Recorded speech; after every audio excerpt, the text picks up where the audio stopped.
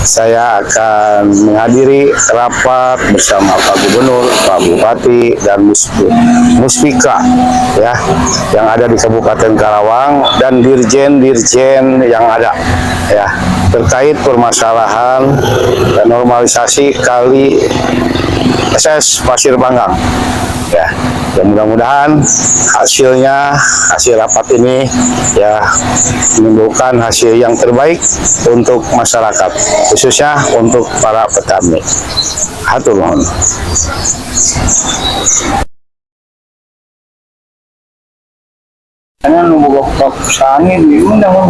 Undang. Umumnya mengingatkan pada kita semua ada hal yang harus segera dibenahi. Saya yakin harusnya setiap daerah itu kan punya peta jaringan sungainya di mana, titik-titik kawasan hijaunya di mana, perumahan titiknya di mana. Nah, itu yang harus menjadi panduan sehingga ketika izin diberikan ini implikasinya apa, maka tujuan AMDAL jenisnya kan sebenarnya itu.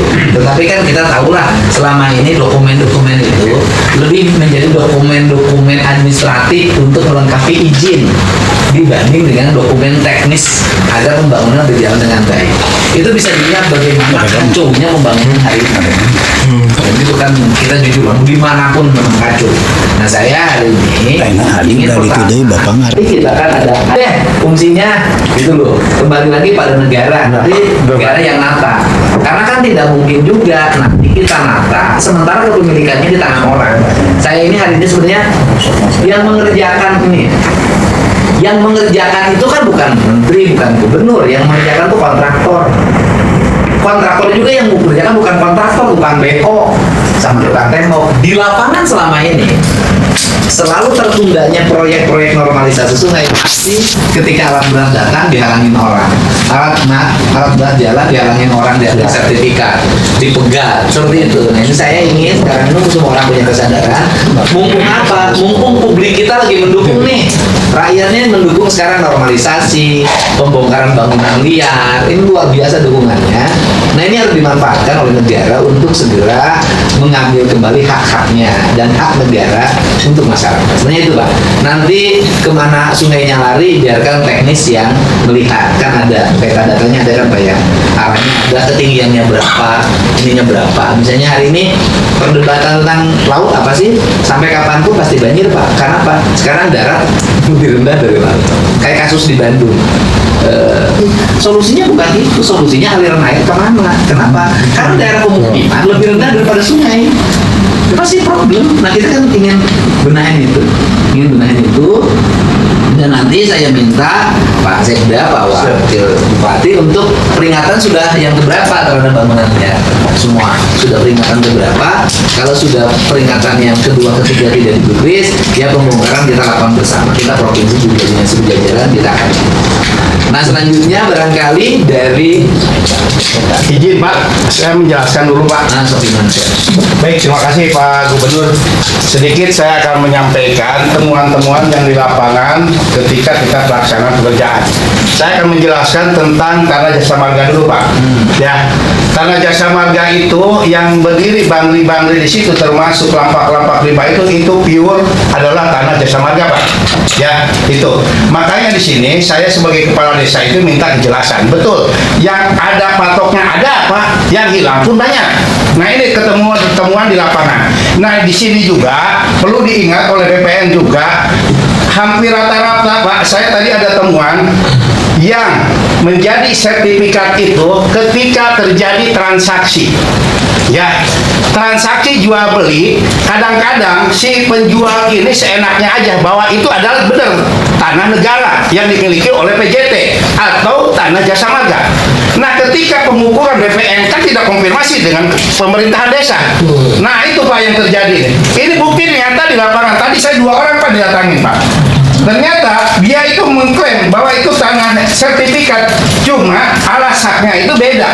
Tidak satu hamparan Pak, muncul alas hak baru. Nah itu, sedangkan menurut laporan kedua, informasi di lapangan masyarakat itu bahwa itu adalah tanah PJT. Tapi yang punya tanah, yang pembeli sekarang itu tanah hak milik. Nah ini tapi membingungkan kita Pak. Karena selama ini pihak BPN kalau melakukan pengukuran di lapangan itu tidak pernah melibatkan pemerintahan desa. Itu Pak. Ini fakta loh di lapangan.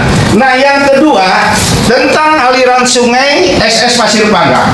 Ini juga banyak temuan. Makanya kemarin itu Pak Manap, yang pemanap itu Pak, saya coba-coba ngukur. Tanah PJT itu udah jelas, kita melihat gambarnya itu bahwa itu 25 meter. Tadi menurut keterangan dari Jasa Marga itu 40 meter. Itu Pak, malahan kalau diukur tanah PJT aja hilang Pak, nggak ambil. Nah itu kan bingung. Kok bisa muncul sertifikat? Nah ini, ya itu yang Pak mana? Nah belum lagi tadi temuan-temuan di sana Pak, bahwa akan dialihkan ke Kali Cisalak. Itu masyarakat tadi Pak tidak kurang 500 orang kumpul dengan saya Pak. Dia menolak. Inginnya masyarakat itu kembali lagi ke semula aliran sungai kepada zaman dahulu. Karena dia itu yang merasakan setiap hari atau musim hujan yang merasakan nikmatnya ya bencana alam. Nah ini. Nah disitulah masyarakat dulu. Jadi waktu belum ada Resinda tidak pernah kebanjiran. Kenapa sekarang ada perumahan elit itu kebanjiran? Karena temuan di lapangan itu adalah aliran sungai semua 100% itu ditutup. Tidak ada pakai gorong-gorong Pak. Nah itu yang salahnya. Satu lagi, kenapa Kampung Gebluk itu sering banjir Pak? Karena tanah yang dimiliki oleh perusahaan, dia bikin tanggulnya 5 meter, yang masyarakat diabaikan hanya 1 meter. Ya otomatis air itu masuk ke perumahan. Tadi ada 3 dusun, Kampung Gebluk, Bugal, Tegaluhur Pak. Itu. Ternyata saya cek, benar Pak, tanggulnya itu di atas, melebihi rumah warga. Sedangkan sebelahnya yang berbatasan dengan tanah milik warga, kampung warga, itu dibiarkan. Nah itu masalah juga. Nah kalau seandainya sekarang mau dialihkan ke Kali Cisalak ke situ, ya tadi tentunya masyarakat yang tinggal situ akan jadi korban. Nah makanya tadi masyarakat itu pengen kembali lagi ke semula. Dan dulu juga ada aliran sungai bermanfaat untuk warga situ. Maklum rumah di situ dia tidak pernah bekerja kebanjiran. Tapi ketika ada kawasan elit, perumahan elit berdiri, dia baru merasakan kebanjiran karena ditutupnya aliran sungai SS Pasir Panggang. Itu Pak. Ya. Terus yang ketiganya, tadi kembali lagi kita harus punya ketegasan karena yang namanya aset negara harus kembali lagi kepada negara Pak. Tadi salah satunya temuan tadi. Kenapa bisa ini muncul sertifikat? Karena setiap transaksi jual beli pasti masyarakat itu yang menjual itu ingin hasil ukur Pak, termasuk penjualnya. Yang pemilik lama itu karena dia pikirannya tidak memikirkan orang lain, memikirkannya harus mendapat duit banyak. Yang ukur ini Pak tanah saya, padahal dia harapan diukurlah BPN, terjadilah di situs. Ya, jadi sertifikat. Apalagi di zaman waktu dulu 1997 Pak, kebanyakan 97. Dulu itu ada program apa ya BPN teh? Adjudikasi Pak. Adjudikasi itu ya benar. Bagaimana dia aja yang nunjukin Pak. Oh ini aku itu Pak temuan. Hampir rata-rata yang menjadi sertifikat itu adalah berbatasan dengan tanah negara. Itu aja, terima kasih Pak. Ya Pak, terima kasih ya. Itu masukan semuanya. Pak, dari Pak.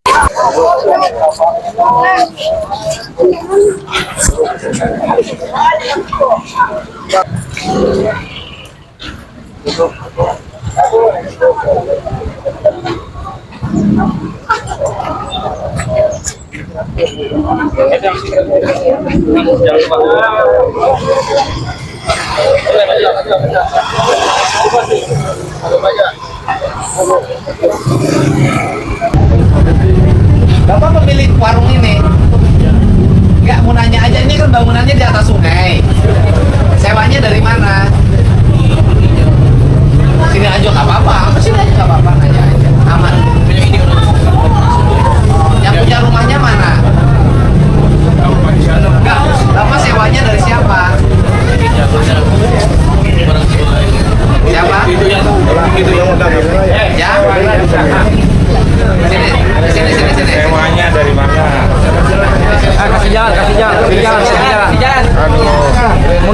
mundurin dulu motornya sebentar. Kita jalan. Ibu yang nyewain. Saya dari Bapaya. Bosnya siapa? Mayang. Teh Mayang tuh siapa? Bos saya yang punya tanah ini sama Yang punya Teh Mayang tuh orang mana? orang sini juga rame terus Jawa Timur. Orang Teluk Jakarta Timur. Dia yang punya bangunan di sini. Dia punya berapa bangunan? Dua. Disewakan semuanya. Enggak di sini punya bosnya sendiri yang laundry. Oh, bosnya punya laundry. Bosnya ada nggak? Semua dia. Nanti sampein sama bosnya. Ini kan bangunannya di atas sungai. Nah, di atas sungai kita mau kasih tanda bahwa ini tanah ini milik daerah aliran sungai.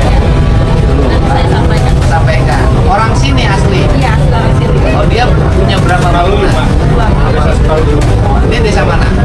Dia tinggalnya di desa Sukaluyu. Ini desa mana ini? Wadah, saya ini marga kaya. Marga kaya. Dia orang Sukaluyu kok jadi punya tanah di sini ceritanya? Berapa? Mau beli garapan. Ini mah semua, Pak. Ini tanah-tanah garapan dipatokin. Oke, ya tadi, Pak. Awal mulanya ya tadi. Jadi beli tanah garapan, bukan beli ya. Sewa lah, Pak. Tanah garapan kadang-kadang suka disalahgunakan. Dijual belikan lagi. Itu, Pak, yang celakanya. Ini pasti udah beberapa tangan. Tapi belum ada sertifikat ini belum. Oh, belum. Ya.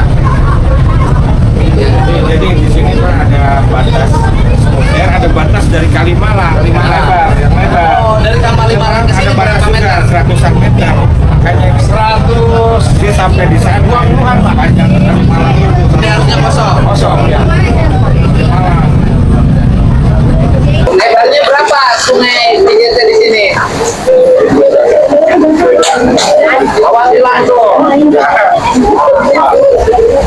Itu nggak bisa dibilang nih, Step. Ini kan sama kan? Ya udah ini aja. Kalinya bangunnya tahun berapa?